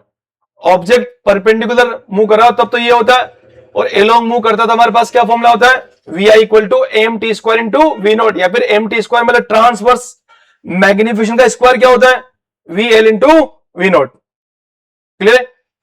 वापस आप देखिए, अगर हम बात करें उन्हीं फॉर्मूले की, तो आपके पास क्या होता है, transverse magnification equal to height of image upon height of object equal to V upon you equal to F upon A plus U. जिस प्रकार से आपने मिरर के लिए पावर निकाला था, वैसे हम लेंस के लिए क्या निकालेंगे, पावर। तो ऑप्टिकल पावर इक्वल टू क्या होता है, 1 अपॉन एफ। और पावर की यूनिट क्या होता है, डायोप्टर होता है। क्या होता है हमारे पास, डायोप्टर होता है। और अगर हम एफ को क्या में लेंगे, मीटर में लेंगे। क्लियर है। अगर आप एक से ज्यादा लेंस को अगर कंबाइन कर रहे हैं, हमारे पास एक लेंस है f1, दूसरा लेंस का फोकल लेंथ f2 है, और ये क्या है f3 with respect to the surrounding. तो आपके पास जो एफ इक्विवेलेंट आने वाला है, 1 अपॉन एफ इक्विवेलेंट क्या होगा, 1 upon f1 plus 1 upon f2 plus 1 upon f3। Clear है, ये आपको याद रखना है। 1 upon F equivalent equal to 1 upon f1 plus 1 upon f2 plus 1 upon f3। अगर हम पावर की फॉर्मेट में निकालेंगे तो पावर को सिंपली जोड़ देना है। फर्स्ट वाला लेंस का पावर P1, सेकंड का P2, थर्ड का P3। तो हमारे पास क्या बन जाएगा, P equivalent equal to P1 plus P2 plus P3। आपको साइन कन्वेंशन का जरूर यूज करना है। क्लियर है, हर फॉर्मूले के लिए। नेक्स्ट देखिए, अगर हमारे पास दो लेंस है, फर्स्ट वाला लेंस का फोकल लेंथ कितना है f1, दूसरे का कितना है f2, और d इसका क्या है, दोनों के बीच का सेपरेशन है। तो आपके पास जो इक्विवेलेंट फोकल लेंथ के लिए जो फॉर्मूला निकल कर आएगा, इक्विवेलेंट फोकल लेंथ का जो फॉर्मूला आएगा वो क्या आएगा, 1 upon F equivalent equal to 1 upon f1 plus 1 upon f2 minus d upon f1 into f2। d क्या है, d हमारे पास है distance between the both the lenses. अगर आप इसे पावर की टर्म में एक्सप्रेस करना चाहते हैं तो p equivalent equal to p1 plus p2 minus d p1 into p2। p1 और p2 क्या है, दोनों लेंस का फोकल लेंथ है अलग अलग, और p इक्विवेलेंट क्या है, दोनों के कॉम्बिनेशन का पावर है। क्लियर। अगर हमारे पास कोई लेंस है, किसी लेंस को आप क्या कर दीजिए, सिल्वर कर दीजिए। सिल्वर इन द सेंस उसकी एक साइड को क्या कर दें, आप पॉलिश कर दें। अगर हमने एक साइड को पॉलिश कर दिया तो आपके पास जो इक्विवेलेंट पावर आने वाली है, अब जो इक्विवेलेंट पावर आएगी, इक्विवेलेंट पावर इक्वल टू होगा 2 into power of lens plus power of the mirror. Clear है, ये आपको याद रखना है। और हमें साइन कन्वेंशन का जरूर यूज करना है, जिसमें प्लस माइनस की मिस्टेक नहीं होनी चाहिए। देखिए, अगर हम बात करें डिस्प्लेसमेंट मेथड की, इसमें क्या होता है, हमारे पास ऑब्जेक्ट ये पिन है, हमें यहां शार्प इमेज ऑब्टेन करनी है।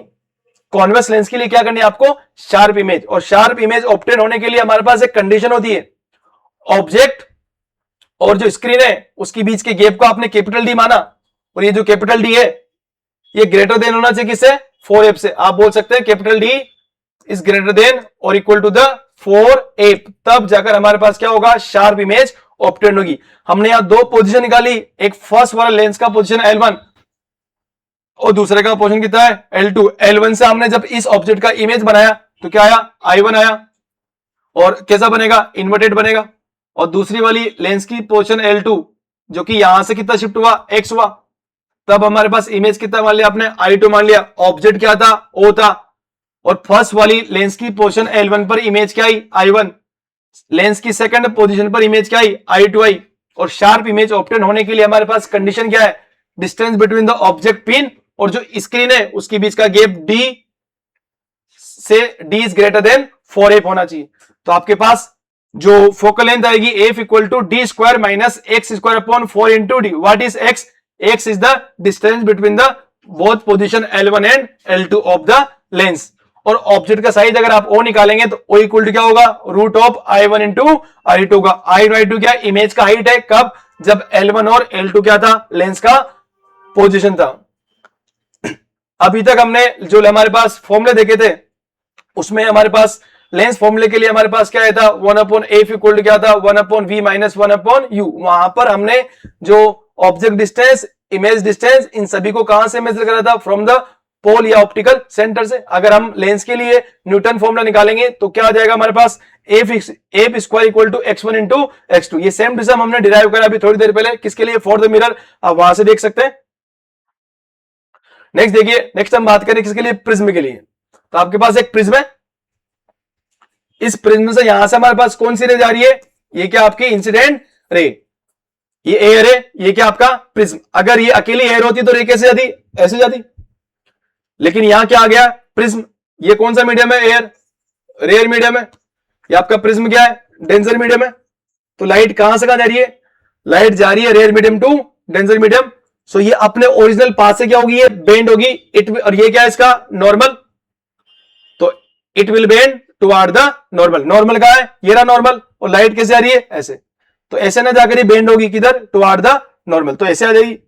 ये क्या हो गया हमारे पास, एंगल ऑफ इंसिडेंट, और ये क्या है, reflected ray for the interface A B. इस ए बी इंटरफेस के लिए ये क्या है, इंसिडेंट रे, और ये क्या है, रिफ्लेक्टेड रे। और ये नॉर्मल और रिफ्लेक्टेड रे के बीच का एंगल क्या होगा, एंगल ऑफ रिफ्रैक्शन, जिसे आपने क्या बोला है, R1 बोला है। ये अगर सिंपली ग्लास होता तो रे ऐसे ग्लास में ट्रेवल करती, लेकिन हमारे पास एक इंटरफेस है जो कि दोनों मीडियम को सेपरेट कर रहा है, किस किस को, ग्लास को किसके साथ, या प्रिज्म को किसके साथ, एयर के साथ। तो लाइट कहां से जा रही है, from denser medium to rare medium. तो क्या होगी, लाइट क्या होगी, लाइट बेंड होगी अवे फ्रॉम द नॉर्मल। तो ये क्या है इसका नॉर्मल। अगर अकेला ग्लास होता तो कैसे जाती, ऐसे जाती। तो ये नॉर्मल से क्या होगी, ये अवे बेंड होगी। तो ऐसे जाना था नॉर्मल की तरफ, नहीं, नॉर्मल से अवे बेंड होगी, ऐसे हो जाएगी। तो ये कैसे, कितना मुड़ गई है, del2 मुड़ गई। और ये आपका नॉर्मल, और लास्ट वाली रे को क्या बोलेंगे आप, इसे आप बोल सकते हैं इमरजेंट रे बोल सकते हैं। इमरजेंट रे और नॉर्मल के बीच का एंगल क्या हो गया, एंगल ऑफ इमरजेंस। या फिर आप इस AC इंटरफेस के लिए इस वाली रे को तो क्या बोले, इंसिडेंट रे, इसको क्या बोले आप, रिफ्लेक्टेड रे बोलिए। जैसे कि इस AB इंटरफेस के लिए ये क्या होगी, इंसिडेंट रे, ये क्या होगी, रिफ्लेक्टेड रे। और इस AC इंटरफेस के लिए ये क्या है, इंसिडेंट रे, ये क्या है, रिफ्लेक्टेड रे। और ओवरऑल इसे आप क्या बोल सकते हैं, इमरजेंट रे। फर्स्ट वाली रे कितनी बेंड हुई, del1, सेकंड कितनी हुई, del2। हमें टोटल डिविएशन देखना है। ये क्या था, इंसिडेंट रे ऐसे जाती, लास्ट में कैसे लगी, आप इस इमरजेंट रे को पीछे एक्सटेंड करिए, तो ये क्या है इसका del नेट। तो हमारे पास del नेट क्या हो जाएगा, del1 प्लस del2। del1 क्या होगा, I1 माइनस R1। आपको ये del1 निकालना है, del1 निकालना तो क्या हो जाएगा हमारे पास, I माइनस R1। ये हमारे पास क्या है, I1 माइनस क्या कर दे आप, R1 कर दे। और ये del2 क्या होगा, del2 क्या हो जाएगा हमारे पास, E माइनस R2। तो del1 equal to I1 minus R1, del2 equal to E minus R2। यहां से आप सोल्व करेंगे तो आपके पास del नेट जो डेविएशन आ जाएगा, क्या आ जाएगा, I plus E minus R1 plus R2।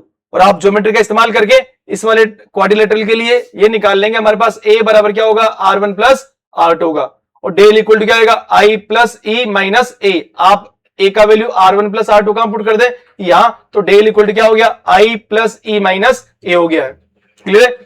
और अगर आप यहां स्लेंस लॉ लगाएंगे और स्लेंस लॉ लगाकर हम प्रिज्म के लिए रिफ्रैक्टिव इंडेक्स का फॉर्मूला निकालेंगे, तो हमारे पास क्या आएगा, refractive index of the prism equal to आने वाला है for the minimum deviation sine a plus del minimum upon 2 divided by sine a upon 2।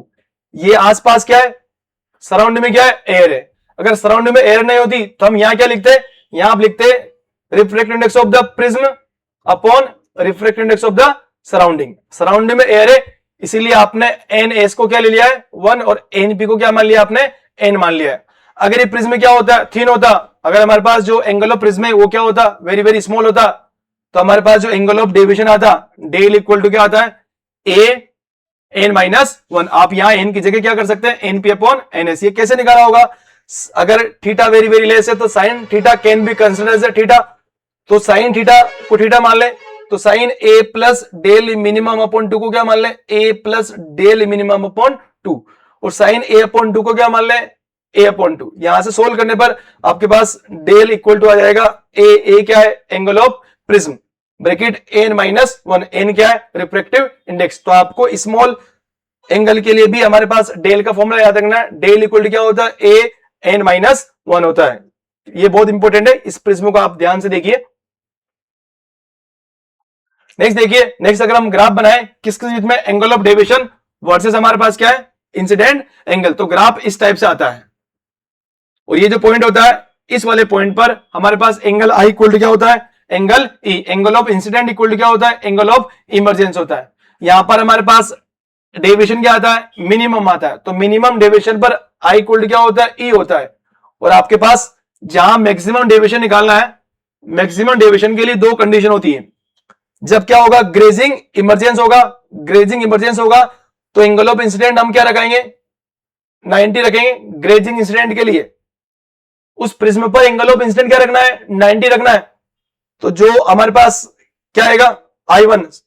Clear है, I1 को क्या रखना है, I1 को आई रखिए आप,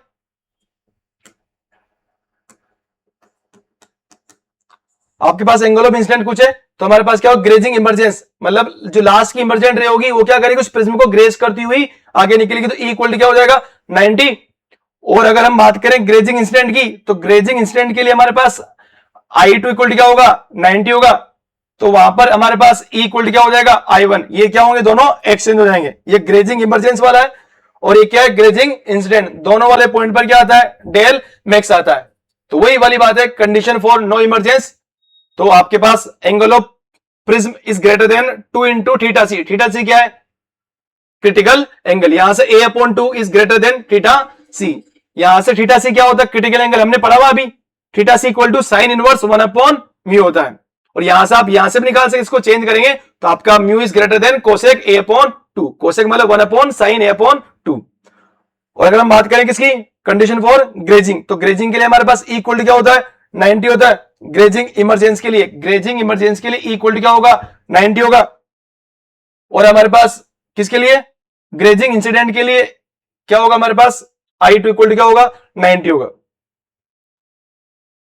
नेक्स्ट देखिए, नेक्स्ट हम बात करें डिस्पर्सन ऑफ लाइट की। अगर किसी भी प्रिज्म से अगर व्हाइट लाइट इंसिडेंट होती है तो 7 कलर्स के अंदर क्या हो जाती है वो स्प्लिट हो जाती है, splitting of white light into the 7 colours, वो क्या होता है हमारे पास डिस्पर्सन ऑफ लाइट होता है। तो देखिए हमारे पास यहां से क्या आई व्हाइट लाइट, अगर यहां प्रिज्म नहीं होता तो ये लाइट कैसे आती सीधी जाती विदाउट डेविएशन, तो यहां से आने के बाद ये क्या हुई बेंड हुई और 7 कलर में क्या हो गई स्कैटर हो जाती है। और ये हमारे पास violet indigo blue green yellow orange और रेड, तो आपके पास सबसे ज्यादा कौन सा डेविएट हुआ है वोयलेट, वोयलेट क्या हुआ है डेविएट हुआ है। सबसे कम कौन डेविएट हुआ है रेड, रेड का डेविएशन कम है, किसका ज्यादा है वोयलेट का, वोयलेट ज्यादा डेविएट हुआ है रेड कम हुआ है। और हम येलो कलर को क्या मानेंगे मीन कलर मानेंगे। अगर हम दोनों की बात करें एंगुलर डिस्पर्सन की, किसकी बात करें एंगुलर डिस्पर्सन की बात करें, तो एंगुलर डिस्पर्सन मतलब वोयलेट और रेड के बीच में कितना एंगल बन रहा है, इसको आप बैक एक्सटेंड करिए तो ये एंगल क्या होगा हमारे पास, थीटा। थीटा क्या है, एंगुलर डिस्पर्जन है। तो देखिए हमारे पास एक रिलेशन होता है simple Cauchy relation, refractive index equal to something constant A plus something constant B upon lambda square. अगर हम वेवलेंथ को बढ़ाएंगे तो रिफ्रैक्टिव इंडेक्स क्या होगा, कम होगा, या फिर रिफ्रैक्टिव इंडेक्स डिक्रीज होगा एस वेवलेंथ डिक्रीजेस। यहां से हम बात करें थीटा की, थीटा क्या है, एंगुलर डिस्पर्जन। किस किस के बीच का सेपरेशन है, दोनों कलर्स के बीच में, वोयलेट और रेड के बीच का सेपरेशन। तो हमारे पास थीटा इक्वल टू क्या हो जाएगा, आप यहां से थीटा इक्वल टू निकाल सकते हैं, राइट। तो थीटा हमारे पास क्या हो जाएगा, del V minus del red. Del V क्या है, वोयलेट कलर का डेविएशन, डेल आर क्या है, रेड कलर का डेविएशन। और वोयलेट कलर का डेविएशन कैसे निकालेंगे, अभी आपने थोड़ी देर पहले फॉर्मूला देखा फॉर स्मॉल प्रिज्म। देखिए हमारे पास क्या होता है, ये डेल इक्वल टू क्या होता है, angular prism into refractive index minus 1। तो रेड के लिए deviation for the red colour equal to angular prism into refractive index of red minus 1। और येलो के लिए deviation in yellow colour equal to angular prism into refractive index of yellow colour minus 1। और for the violet colour deviation for the violet colour equal to angular prism bracket refractive index for violet colour minus 1। तो आप यहां से delta violet का value यहां से रखिए और डेल्टा रेड का वैल्यू यहां रखेंगे, तो एट लास्ट हमारे पास फॉर्मूला कैसा आ जाएगा, angular dispersion theta equal to del V minus del R equal to A N V minus N R. N V और एन आर क्या हमारे पास रिफ्रैक्टिव इंडेक्स है। अगर येलो कलर का रिफ्रैक्टिव इंडेक्स निकालना है तो मीन निकाल सकते हैं अपन, refractive index of yellow colour equal to refractive index of violet plus refractive index of red upon 2। आपके पास एक और फॉर्मूला है डिस्पर्सिव पावर। तो डिस्पर्सिव पावर इक्वल टू हमारे पास होता है एंगुलर डिस्पर्जन। कितना एंगुलर डिस्पर्जन हुआ है, मतलब ओमेगा इक्वल टू क्या होता है, ओमेगा इक्वल टू हमारे पास आता है, देखो ओमेगा इक्वल टू हमारे पास आता है angular dispersion theta upon mean deviation. Mean deviation मतलब हम किस कलर की बात करेंगे, येलो कलर की। तो येलो कलर कितना डेविएट हुआ है वो आपको निकालना। तो यहां लिखेंगे अपन डेल वाई, किसके लिए, डेल वाई के लिए। ओमेगा इक्वल टू क्या हो गया, theta angular dispersion upon mean deviation. Mean colour किसको मान रहे हैं अपन, येलो को मान रहे हैं। आप थीटा का वैल्यू पुट करिए, थीटा का वैल्यू क्या होगा, A N V minus N R. और डेल वाई का वैल्यू क्या है for the yellow colour, A N Y minus 1। ऐसे कैंसिल होकर लास्ट का फॉर्मूला क्या बनेगा, omega dispersive power equal to N V minus N R upon N Y minus 1। Clear है, ये भी आपको ध्यान रखना है। नेक्स्ट देखिए, नेक्स्ट हम बात करें अगर किसी भी प्रिज्म के लिए, अगर हम प्रिज्म को इस टाइप से कंबाइन करते हैं, हमारे पास दो प्रिज्म है, एक क्राउन ग्लास का बना हुआ है, एक फ्लिंट ग्लास का बना हुआ है, और इसका कुछ एंगुलर प्रिज्म है, इसका भी कुछ समथिंग एंगुलर प्रिज्म है। फॉर एग्जांपल इसका अपन A1 मान लेते हैं, इसका कितना हो जाएगा हमारे पास,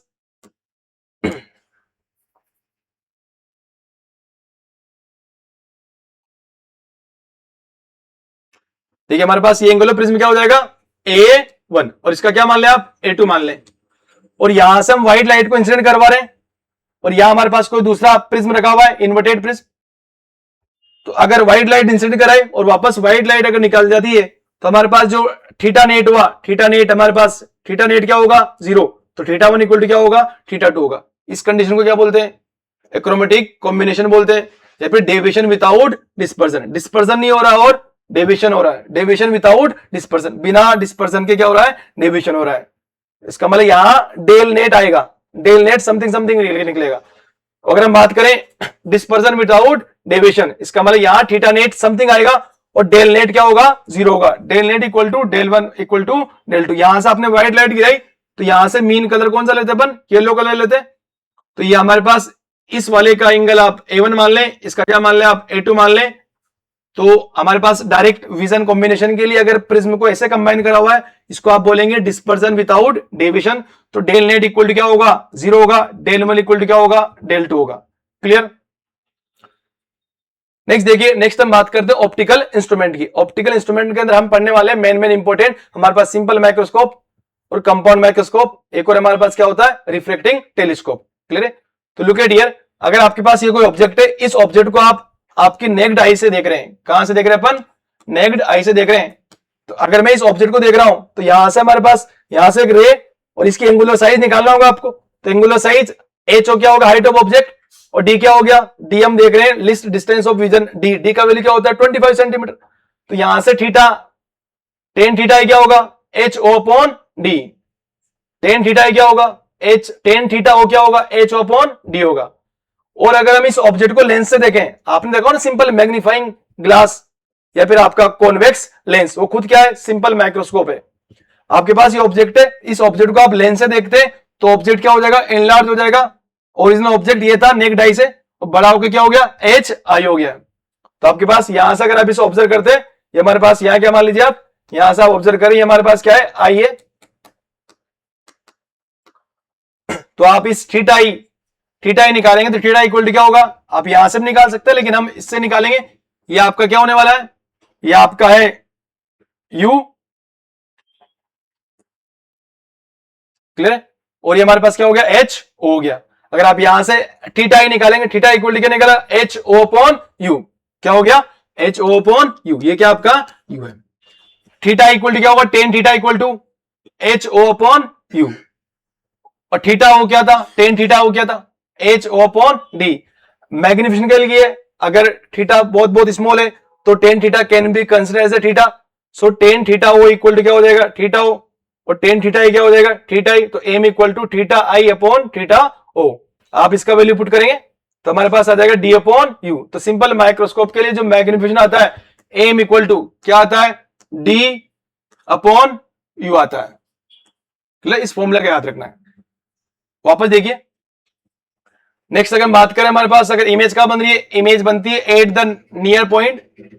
तो आपके पास जो मैग्निफिकेशन आता है लीस्ट डिस्टेंस के लिए फॉर द डी क्या आता है, one plus D upon F आता है। और हमारे पास v क्या होगा, माइनस डी, u ये निकाल लेंगे, और यहां से u की वैल्यू भी निकाल। आपको ये फॉर्मूला याद रखना है, किसके लिए, फॉर सिंपल माइक्रोस्कोप के लिए। जब हमारे पास इमेज क्या बनती हो, लिस्ट डिस्टेंस ऑफ विजन या फिर नियर पॉइंट, जो कि 25 सेंटीमीटर होता है। और अगर इमेज क्या बन रही हो, इनफाइनाइट पे बन रही हो, तो हमारे पास एम इक्वल टू क्या होगा, डी अपॉन एफ होगा। क्लियर। नेक्स्ट देखिए, नेक्स्ट हमारे पास है कंपाउंड माइक्रोस्कोप। कंपाउंड माइक्रोस्कोप में हमारे पास कितने लेंस होते हैं, दो लेंस होते हैं हमारे पास। एक होता है ऑब्जेक्टिव लेंस, दूसरा क्या होता है, आई पीस। तो ऑब्जेक्टिव लेंस का फोकल लेंथ कम होता है और आई पीस का फोकल लेंथ क्या होता है, ज्यादा होता है। क्लियर। तो आपके पास ये देखिए ऑब्जेक्ट है, ऑब्जेक्ट इस ऑब्जेक्टिव लेंस से यहां रखा हुआ है कुछ डिस्टेंस, जिसे आपने बोल दिया यूओ। ऑब्जेक्ट डिस्टेंस क्या हो गया, यू हो गया। यहां से रे इधर गई, ऐसे निकल जाती है, तो इमेज का बन रहा है, यहां बन रहा है। अब यहां से अगर रे ऐसे इंसिडेंट हुई पैरेलल, तो इसके फोकस पे जाके मिल रही होगी। और अगर ऑप्टिकल सेंटर से गुजर रही है तो ऐसे निकल जाएगी। अगर ये आगे रे जाके नहीं मिलेगी, आप इसे बैक एक्सटेंड करेंगे तो एट लास्ट हमारे पास कहां बनने वाला है, एट लास्ट हमारे पास इमेज यहां बन जाएगी। ये क्या था, हाइट ऑफ ऑब्जेक्ट। ऑब्जेक्ट ये था, तो इस ऑब्जेक्ट की इमेज ये बनी, और ये ऑब्जेक्ट की तरफ बिहेव करके फाइनल इमेज क्या बन गई, ये वाली बन गई। ऑब्जेक्ट और ऑब्जेक्टिव लेंस के बीच का गैप क्या हो गया, यूओ। और हमारे पास इस ऑब्जेक्टिव लेंस से जो इमेज बना है वो क्या हो गया, वीओ। और इस आई पीस से इस वाली इमेज का जो डिस्टेंस है, जो कि इसके लिए ऑब्जेक्ट है, वो क्या हो गया, यूई हो गया। और इस आई पीस से जो फाइनल इमेज है वो वीई क्या हो गया, डी हो गया। तो हमारे पास ऑब्जेक्ट ये था, ऑब्जेक्ट इतना लार्ज हो गया है, मैग्नीफाइड हो गया है। कितना टाइम मैग्नीफाई होगा, उसके लिए अपन क्या निकालेंगे, हम निकालने वाले हैं मैग्निफिकेशन।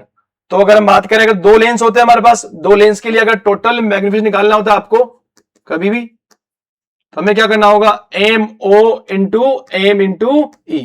अगर एक से ज्यादा है तो m1 into m2 into m3 into m4 into so on. और पावर के लिए क्या करेंगे, p equivalent equal to p1 plus p2 plus p3। Clear. हमारे पास एम नोट इक्वल टू क्या होगा, वी नोट अपॉन यू। किसके लिए, फॉर ऑब्जेक्टिव लेंस के लिए जो मैग्निफिकेशन आएगा वो आपका ये आएगा, इसे याद रखना आपको। और अगर हमारे पास ऑब्जेक्ट इससे जो इमेज बन रही है, कहां बन रही है, लिस्ट डिस्टेंस ऑफ विजन में बन रही है, इस आई पीस का जो मैग्निफिकेशन आएगा, आई पीस किसकी तरह काम कर रहा है, सिंपल माइक्रोस्कोप की तरह काम कर रहा है। जहां इमेज कहां बन रही है, list distance of vision D पर बन रही है, तो आई पीस के लिए मैग्निफिकेशन इक्वल टू क्या होगा, one plus D upon AP होगा। आप एमओ एंड एम ई का वैल्यू यहां पुट करिए टोटल मैग्निफिकेशन के लिए, तो आपका फॉर्मूला बन जाएगा VO upon UO bracket one plus D upon AP. ये हम सिर्फ मैग्नीट्यूड की बात कर रहे हैं। ऑब्जेक्टिव लेंस और आई पीस के बीच के गैप को क्या बोला जाता है, length of tube. Length of tube हमारे पास क्या है, ये वाला गैप कितना है हमारा वीओ, और ये वाला गैप कितना है हमारे पास यूई, तो वीओ प्लस यूई, तो लेंथ ट्यूब इक्वल टू क्या हो जाएगा, L equal to VO plus Yui.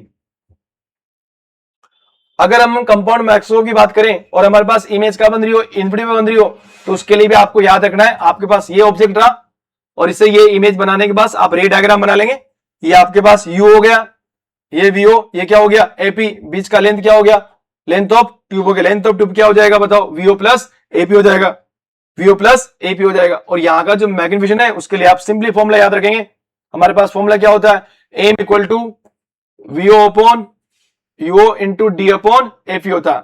और अगर हम कुछ अप्रोक्सीमेशन की बात करें तो वीओ को आप क्या ले लें, एल ले लें, और यूओ क्या ले लें, एफओ, तो हमारे पास फॉर्मूला बन जाएगा एक और, एम बराबर क्या बन जाएगा, L upon FO into D upon AP बन जाएगा। ये भी आपको याद रखना, ये दोनों आपको याद रखने, कौन कौन से, एक आपको याद रखना कंपाउंड माइक्रोस्कोप के लिए जब हमारे पास इमेज का बनती है final image, least distance of vision capital D पर बनती है, उसके सारे फॉर्मूले याद रखने, क्या होता है, M equal to VO upon UO 1 plus D upon F. ये ऑब्जेक्टिव का मैग्निफिकेशन है, ये किसका है, आई पीस का, दोनों का मल्टीप्लाई करके आपका ये फॉर्मूला आ गया।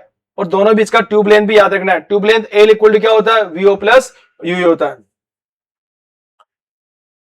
और जब हमारे पास ये नॉर्मल एडजस्टमेंट मतलब फाइनल इमेज का बनती है इनफाइनाइट पर, उसके लिए फॉर्मूला हमारे पास क्या होता है, M equal to V naught upon U, ये वैसे तो निकला है आपके पास, इस वाले लेंस का क्या बना होगा, ये कौन सा लेंस है, ऑब्जेक्टिव क्या बना है, वीओ अपॉन यू, और ये कौन सा है, आई पीस, इस आई पीस वाले के लिए हमारे पास एम ई क्या बना होगा, इमेज का बन रही है इनफाइनाइट पे तो क्या बनेगा, डी अपॉन एफ वी। ये जो आपका आई पीस है किसकी तरह बिहेव कर रहा है, सिंपल माइक्रोस्कोप की तरह बिहेव कर रहा है, जिसका फॉर्मूला क्या होगा, डी अपॉन एफ, कौन सा है, इसीलिए क्या लगा देंगे, दोनों का मल्टीप्लाई कर दो, एमओ एंड एमई का फॉर्मूला ये आ जाएगा आपका, क्लियर। और लेंथ ऑफ ट्यूब भी याद रखनी है, क्या होगा, वी नॉट प्लस एफ होगा, इमेज का बन रही है इनफाइनाइट पे, क्लियर है। लास्ट देखिए, लास्ट हमारे पास क्या है, टेलीस्कोप। तो टेलीस्कोप के लिए हमारे पास जैसा आपने माइक्रोस्कोप में देखा, माइक्रोस्कोप के अंदर जो हमारे पास जो ऑब्जेक्टिव लेंस था, ऑब्जेक्टिव लेंस क्या था, स्मॉल था, आईपीस क्या था, बड़ा था। अगर हम बात करें टेलीस्कोप की, तो टेलीस्कोप के लिए हमारे पास ये जो ऑब्जेक्टिव लेंस है, इसका एपर्चर क्या होगा, ज्यादा होगा, और हमारा जो आईपीस है इसका एपर्चर क्या होगा, कम होगा। हमारे पास ऑब्जेक्ट कहां है, इनफाइनाइट पे, टेलीस्कोप से अपन ऑब्जेक्ट इनफाइनाइट पर तभी देखते हैं, ऑब्जेक्ट कहां है, इनफाइनाइट पे, और ऑब्जेक्ट के साथ एंगल कितना बन रहा है, थीटा हो, तो ये जो ऑब्जेक्ट इन्फिनिटी पर, तो इमेज का बनेगी फोकस पर, इमेज का बनेगी फोकस पर। ये क्या है, इस वाले लेंस का क्या है, फोकस पॉइंट है एफ ओ, क्लियर। और अगर हमारे पास इस दूसरे वाले लेंस से अगर इमेज बनाने का लिस्ट डिस्टेंस ऑफ विजन पे, तो ये वाला गैप हमारे पास क्या होगा, इसका, इसे क्या बोलते हैं आप, एफ ई बोलते हैं आप, क्लियर है। इसका मतलब इस वाले लेंस के ऑप्टिकल सेंटर और इसके फोकस के बीच में होगा, तभी जिस साइड ऑब्जेक्ट उधर क्या बनेगी, इमेज बनेगी। तो आपके पास ये क्या होगी, इस आई वाले पीस का फोकल लेंथ और इसके सेंटर के बीच में क्या रखा हुआ है, ऑब्जेक्ट, और उसकी फाइनल इमेज क्या बन रही है, यहां बन रही है। उस ऑब्जेक्ट का फोकल लेंथ ज्यादा होगा, उसका एपर्चर क्या होगा, ज्यादा होगा। ये हमने डायग्राम किसका बनाया है, जब हमारे पास फाइनल इमेज का बन रही है, लिस्ट डिस्टेंस ऑफ विजन पर बन रही है, क्लियर है, कहां बन रही है, लिस्ट डिस्टेंस ऑफ विजन पर बन रही है, तब जाकर आपको फॉर्मूला याद रखना है। फॉर्मूला क्या होता है, जब इमेज का बनती है, लिस्ट डिस्टेंस ऑफ विजन पर बनती है, नियर पॉइंट पर बनती है, तो आपके पास फॉर्मूला एम इक्वल टू क्या आता है, एम इक्वल टू हमारे पास क्या होगा, देखिए एम इक्वल टू क्या होगा, F O upon AP 1 plus F upon D. Length of tube क्या होगा, एफ ओ प्लस यू होने वाला है, क्लियर है। और यहां से यूई का वैल्यू क्या रख सकते हैं, D F upon D plus F. अगर हमारे पास इमेज का बने इनफाइनाइट पे, तो ये जो यूई है, ये यूई, ये कहां हो जाएगा, एफई पर, मतलब ये ऑब्जेक्ट पूरा कहां जाएगा, एफई पर आ जाएगा, तो इमेज कहां बन जाएगी, इनफाइनाइट पे। पूरे डायग्राम भी आप बना सकते हैं। तो हमारे पास उसके लिए जो मैग्निफिकेशन आएगा, एम बराबर क्या आ जाएगा इसके लिए, F O upon F E, clear है, ये आपको याद रखना। और उस वक्त हमारे पास लेंथ ऑफ ट्यूब क्या हो जाएगा, L equal to F O plus A B. तो आपको ये कंपाउंड माइक्रोस्कोप के लिए भी दोनों कंडीशन याद रखनी है, क्लियर है। तो देखिए डियर, हमने बहुत शॉर्ट टाइम के अंदर पूरे रे ऑप्टिक्स को और ऑप्टिकल इंस्ट्रूमेंट को कवर कर चुका है। ये वीडियो उन स्टूडेंट के लिए हेल्पफुल होने वाला है जो आईआईटी जेईई की तैयारी कर रहे हो, चाहे नीट की तैयारी करो, चाहे सीबीएसई बोर्ड से हो, चाहे किसी भी स्टेट बोर्ड से हो, या फिर ऐसा कोई सा भी कंपटीशन एग्जाम जिसमें हमारे पास रे ऑप्टिक्स और ऑप्टिकल इंस्ट्रूमेंट से क्वेश्चन आते हो। Okay, thank you, have a nice day dear.